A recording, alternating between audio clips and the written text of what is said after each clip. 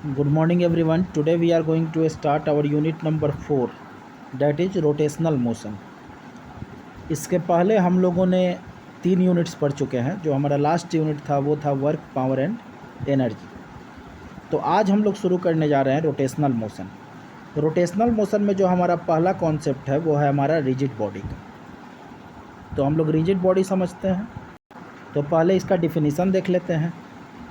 If an external force is applied to a body such that it does not produce any displacement of the particle of the body relative to each other, then the body is called rigid body. इसका मतलब क्या हुआ ये समझते हैं।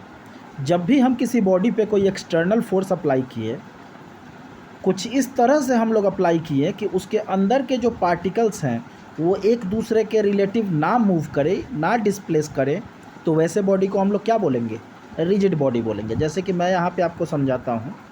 ये हमारा एक बॉडी है, मुझे पता नहीं है कि ये रिजिड बॉडी है या नहीं है। इसमें 2 पार्टिकल्स हैं, ए और बी। ये पार्टिकल आपका ए है और ये आपका पार्टिकल बी है।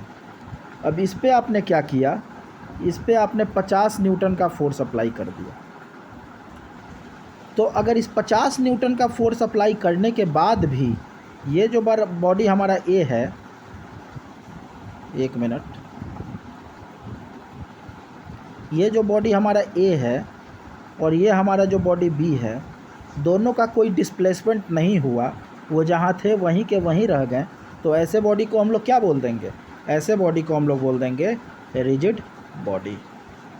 ठीक है। सो आई होप कि आपको रिजिड बॉडी समझ में आ गया होगा। अब हम लोग अपने नेक्स्ट कॉन्सेप्ट पे चलते हैं। हमारा नेक्स्ट कॉन्सेप्ट है ट्रांसलेशनल मोशन के बारे में पढ़ना।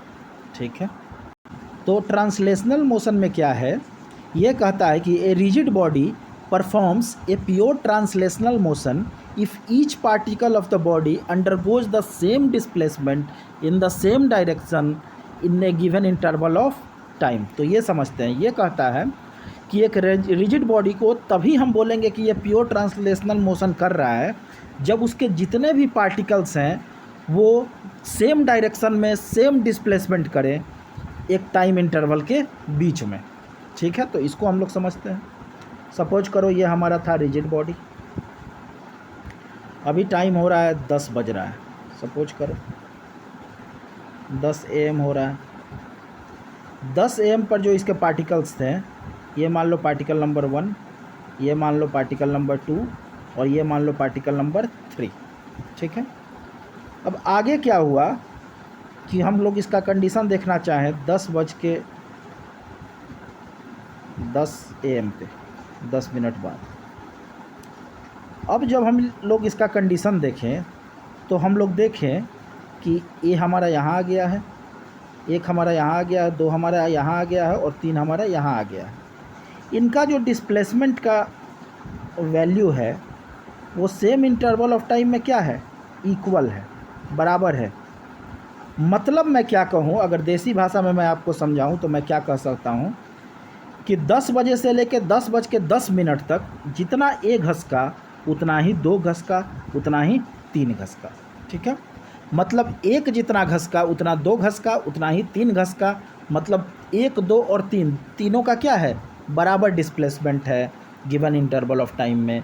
तो वैसे बॉडी को, वैसे मोशन को हम लोग क्या बोल देंगे? वैसे मोशन को हम लोग बोल देंगे ट्रांसलेशनल मोशन। तो आई होप कि आप लोग को ये कॉन्सेप्ट क्लियर हो गई होगी। अब हम लोग अपना नेक्स्ट कॉन्सेप्ट देखते हैं जिसका नाम है रोटेशनल मोशन। इसका दूसरा नाम है एंगुलर मोशन। ठीक है। रोटेशनल मोशन को ही हम लोग क्या कहते हैं? रोटेशनल मोशन को ही हम लोग एंगुलर मोशन कहते हैं। तो ये चीज़ तो सबसे पहले याद रखना। अब हम लोग इसके डिफिनीशन पार्ट पे चलते हैं। A rigid body performs a pure rotation motion if each particle of the body moves in a circle and the centre of all the circles lies on a straight line called the axis of rotation. तो ये कहता है कि एक rigid body को हम लोग तब कहेंगे कि वो प्योर रोटेशनल मोशन कर रहा है जब उसका हर एक पार्टिकल, उस बॉडी का हर एक पार्टिकल एक सर्कल में मूव करता है और जितने भी पार्टिकल्स के मूवमेंट जो सर्कल में कर रहा है उसका जो सेंटर है वो एक स्ट्रेट लाइन फॉर्म करेगा, और वही स्ट्रेट लाइन को हम लोग क्या बोलेंगे, एक्सिस ऑफ रोटेशन। तो मैं यहाँ पे समझाता हूँ आपको। सपोज कर लो ये हमारा पार्टिकल ए है, ये हमारा पार्टिकल बी है, और ये हमारा पार्टिकल सी। ये तीनों कौन से पाथ में मूव कर रहा है? तो आप बोलोगे सर अभी तो दिखाई नहीं दे रहा, लेकिन मैं ऐसे डॉटेड डॉटेड कर दूंगा तो आप कहोगे ये सर्कुलर पाथ में मूव कर रहा है। तो ये सर्कुलर पाथ में कुछ इस तरह से मूव करे कि इसका जो सेंटर है, इसका जो सेंटर है और इसका जो सेंटर है, तीनों क्या करे, एक स्ट्रेट लाइन बनाए। और इसी स्ट्रेट लाइन को हम लोगों ने क्या कहा, इसी स्ट्रेट लाइन को हम लोगों ने कहा एक्सिस ऑफ रोटेशन। मतलब जितने भी पार्टिकल्स हैं वो इसी एक्सिस के अबाउट क्या कर रहे हैं, रोटेट कर रहे हैं। तो यही है हमारा ओवरऑल कॉन्सेप्ट रोटेशनल मोशन का या एंगुलर मोशन का। एक बार फिर से रिपीट कर देता हूँ, पार्टिकल्स कुछ इस तरह से सर्कुलर मोशन करें कि जो उनका सेंटर है वो एक स्ट्रेट लाइन बनाए, और इसी स्ट्रेट लाइन को हम लोग एक्सिस ऑफ रोटेशन के नाम से जानते हैं। इसी स्ट्रेट लाइन को हम लोग एक्सिस ऑफ रोटेशन के नाम से जानते हैं। तो I hope it is clear now. एक पॉइंट और याद रखना कि the particle lying on the axis of rotation remain stationery. जितने भी पार्टिकल्स, मैंने पार्टिकल्स दिखाए थे ना, ये एक पार्टिकल हुआ, ये एक पार्टिकल हुआ, ये एक पार्टिकल होगा, ऐसे बहुत सारे पार्टिकल होंगे जो कि एक्सिस ऑफ रोटेशन पे लाई कर रहे हैं, ठीक है। तो वो सारे क्या होते हैं, वो सारे स्टेशनरी होते हैं। अब हम लोग बात करते हैं टॉर्क के बारे में। टॉर्क का दूसरा नाम क्या है? टॉर्क का दूसरा नाम है मोमेंट ऑफ फोर्स, फोर्स का मोमेंट, ठीक है। तो ये देखिए क्या बोलता है, When an external force acting on a body has tendency to rotate the body about an axis, then the force is said to be torque, ठीक है। ये कह रहा है कि जब भी कोई एक्सटर्नल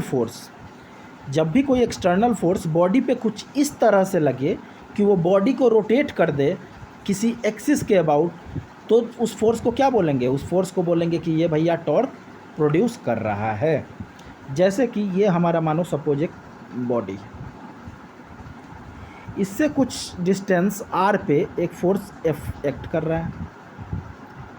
अब मैं आपसे बोलूँ कि ये फोर्स इस बॉडी को क्या करेगा, तो आप बोलोगे सर एक फोर्स तो इस बॉडी पर एक वर्टिकल फोर्स लगा रहा है, और दूसरा क्या कर रहा है, दूसरा ये फोर्स है और ये इसका क्या है, परपेंडिकुलर डिस्टेंस है। तो इस एक्सिस के अबाउट इस बॉडी को क्या कर देगा, रोटेट कर देगा। तो ये वाला फोर्स क्या कर देगा, टॉर्क प्रोड्यूस कर देगा, ठीक है। तो यही है। दूसरा, अगर हम लोग टॉर्क का फॉर्मूला देखें तो टॉर्क का फॉर्मूला हमारा क्या होता है, टॉर्क का हमारा फॉर्मूला याद रखिएगा, टॉर्क का फॉर्मूला होता है F इंटू आर, जहाँ पे कि F क्या है, फोर्स है, और R क्या है, परपेंडिकुलर डिस्टेंस है। अब अगर टॉर्क का फॉर्मूला है फोर्स इंटू परपेंडिकुलर डिस्टेंस, तो फोर्स का यूनिट क्या होता है, न्यूटन, डिस्टेंस का यूनिट क्या होता है, मीटर।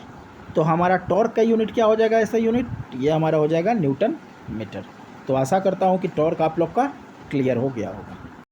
अब नेक्स्ट हमारा कॉन्सेप्ट है एंगुलर एक्सेलरेशन। एंगुलर एक्सेलरेशन को मैंने पहले भी आपको डिस्कस कर चुका हूँ। न्यूटन्स लॉ ऑफ मोशन के दौरान मैंने इसको डिस्कस किया था। चैप्टर का नाम था फोर्स एंड मोशन, तो आप लोग जाके वहाँ पे देख सकते हो। एक बार मैं रिवाइज करा देता हूँ। एंगुलर एक्सेलरेशन क्या होता है, तो सिंपल सा एक्सेलरेशन क्या होता है, एक्सेलरेशन होता है वेलोसिटी बाई टाइम। अब कुछ नहीं, एंगुलर एक्सेलरेशन आ गया मतलब एंगुलर वेलोसिटी बाई टाइम, तो वही है यहाँ पे formula. The rate of change of angular velocity of a body about an axis is called as angular acceleration, and angular acceleration is equal to, मिटा देता हूँ, एक बार मिटा के दिखा देता हूँ आपको। यहाँ देखो, कुछ नहीं है भाई, ये बच्चा वाला चीज़ है। Angular acceleration is equal to change in angular velocity divided by change in time. अब एंगुलर वेलोसिटी को कैसे दिखाते थे, डेल्टा डब्लू, और टाइम को डेल्टा टी, मतलब change in time. Angular displacement क्या होता था आपका, एंगुलर वेलोसिटी क्या होता था आपका, सॉरी ये एंगुलर वेलोसिटी है, ये क्या है, ओमेगा क्या है, ओमेगा है आपका एंगुलर वेलोसिटी। तो इसको थोड़ा सही कर लेना, यहाँ पे गलत हो गया। तो एंगुलर वेलोसिटी आपका क्या होता है, एंगुलर डिस्प्लेसमेंट बाई टाइम। तो अल्फ़ा क्या हो जाएगा, डिस्प्लेसमेंट बाई टाइम, तो डिस्प्लेसमेंट बाई टाइम का स्क्वायर। डिस्प्लेसमेंट को, एंगुलर डिस्प्लेसमेंट को हम लोग किस में मेजर करते हैं, रेडियन में। तो ऐसा यूनिट क्या हो जाएगा रेडियन, और टाइम को किस में मेजर करते हैं सेकेंड में, तो रेडियन पर सेकेंड स्क्वायर। ठीक है, तो ये पहले भी डिस्कस किया जा चुका है। अब देखो मोमेंट ऑफ इनर्शिया के बारे में पढ़ेंगे। तो इनर्शिया के बारे में मैंने आपको बताया था, इनर्शिया क्या होता है। इनर्शिया वो प्रॉपर्टी है बॉडी की जिससे कि अगर आपका कोई बॉडी रेस्ट में है, अगर कोई आपका बॉडी रेस्ट में है तो वो चाहेगा हम रेस्ट में ही रहें, अगर कोई बॉडी आपका मोशन में है तो वो चाहेगा कि हम मोशन में ही रहें जब तक कि उस पर एक्सटर्नल फोर्स अप्लाई ना किया जाए। अब यहाँ हम लोग का बात है मोमेंट ऑफ इनर्शिया की। तो मोमेंट ऑफ इनर्शिया में क्या आ जाएगा, मोमेंट ऑफ इनर्शिया में आपको क्या आ जाएगा, रोटेशन पार्ट आ जाएगा, रोटेशन पार्ट आ जाएगा। मतलब एक बॉडी अगर रोटेट नहीं कर रहा है तो वो चाहेगा कि मैं रोटेट ना ही करूं, और अगर कोई बॉडी किसी एक्सिस के अबाउट रोटेट कर रहा है तो वो चाहेगा मैं उस एक्सिस के अबाउट ही रोटेट करूं जब तक कि उस पर कोई एक्सटर्नल क्या नहीं लगेगा, टॉर्क नहीं लगेगा। रोटेशन में क्या होता है, टॉर्क। ठीक है, तो यही वाला डिफिनीसन में लिखा हुआ है, यहाँ पे देख लो डिफिनीसन मैं आपको बता देता हूँ। The property of a body by virtue of which it opposes its change in state of rotation. ठीक है, अपने स्टेट ऑफ रोटेशन के चेंज को अपोज करता है। About an axis is called as moment of inertia, और इसको हम लोग क्या से दिखाते हैं, इसको हम लोग दिखाते हैं MOI से। MOI क्या हो गया, शॉर्ट फॉर्म हो गया मोमेंट ऑफ इनर्शिया का। अब देखो इसका फॉर्मूला पूछता है आपका, तो फॉर्मूला क्या होता है, मोमेंट ऑफ इनर्शिया यहाँ लिख देता हूँ, moment of inertia is equal to mass, mass आपको पता है, इनटू डिस्टेंस का whole square.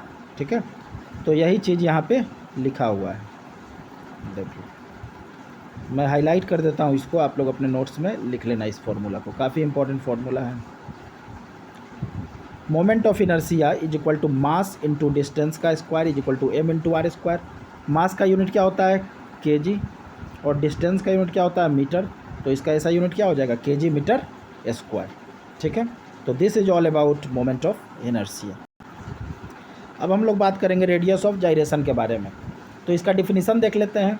The radius of gyration of a body about an axis of rotation is defined as the radial distance of a point from the axis of rotation at which the whole mass of the body is assumed to be concentrated, then its moment of inertia is same about the given axis।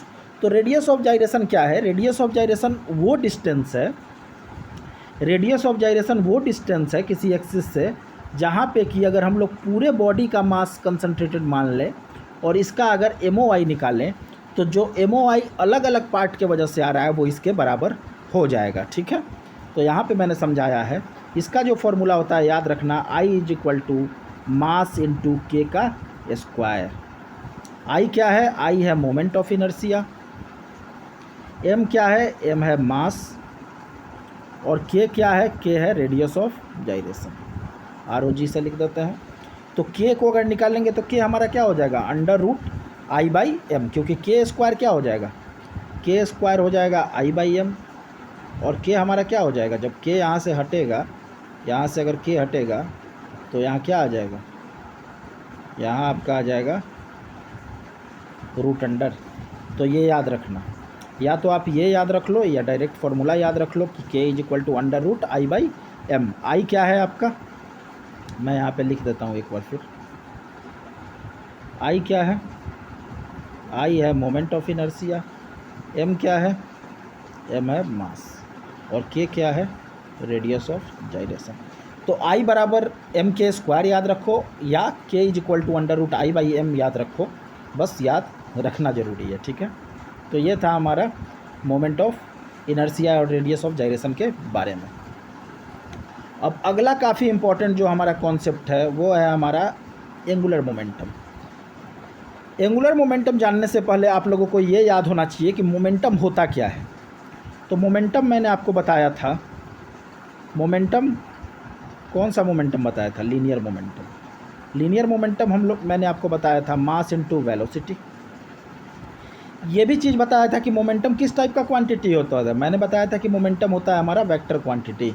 तो जैसे momentum आपका vector quantity होता है वैसे ही आपका angular momentum भी क्या होता है, वेक्टर क्वांटिटी। अब एंगुलर मोमेंटम का फॉर्मूला क्या होता है? Angular momentum,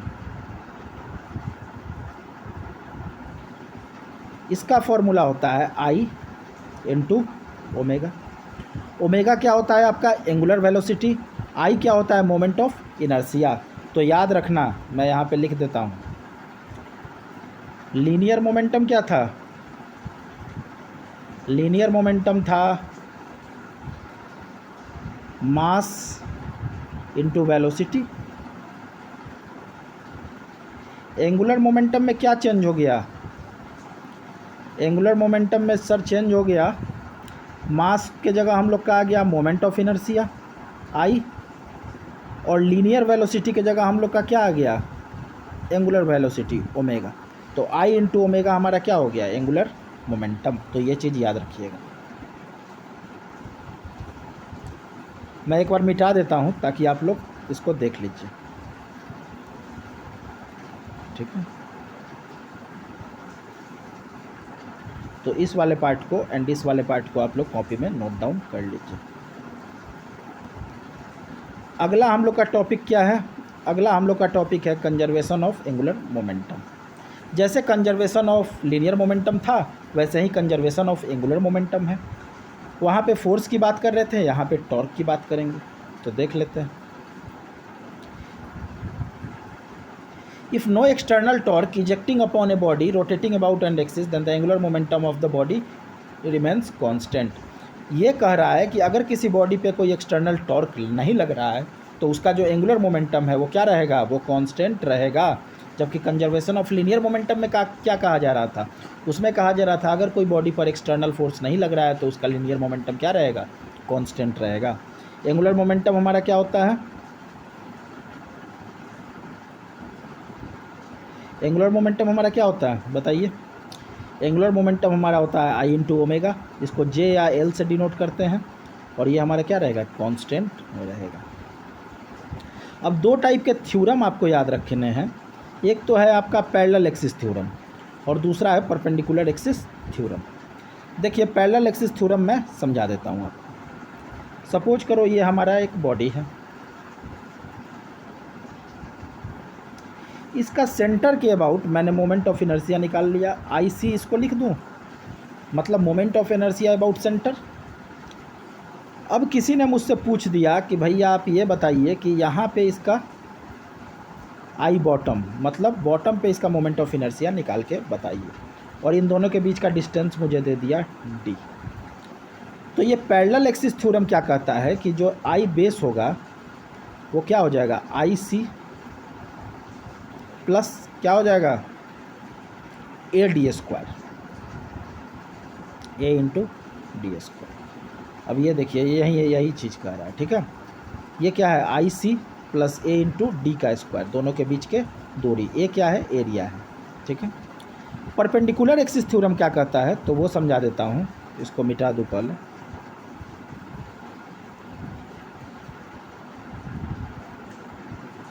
perpendicular axis theorem ये बोलता है कि सपोज करो एक्स डायरेक्शन में आई है हमारा एक्स, वाई डायरेक्शन में हमारा मोमेंट ऑफ इनर्शिया है वाई। तो अगर जेड डायरेक्शन में हम लोग निकालना चाहें, ये क्या है? I Z. तो अगर हम लोग जेड डायरेक्शन में निकालना चाहें तो क्या हो जाएगा? आई एक्स प्लस आई। तो ये है हमारा perpendicular axis theorem and parallel axis theorem. तो यहाँ पे हमारा रोटेशनल मोशन ख़त्म होता है। इस लेक्चर को आप लोग 2 से 3 बार देखो। कोई डाउट रहता है तो कमेंट सेक्शन में छोड़ देना। Thank you so much.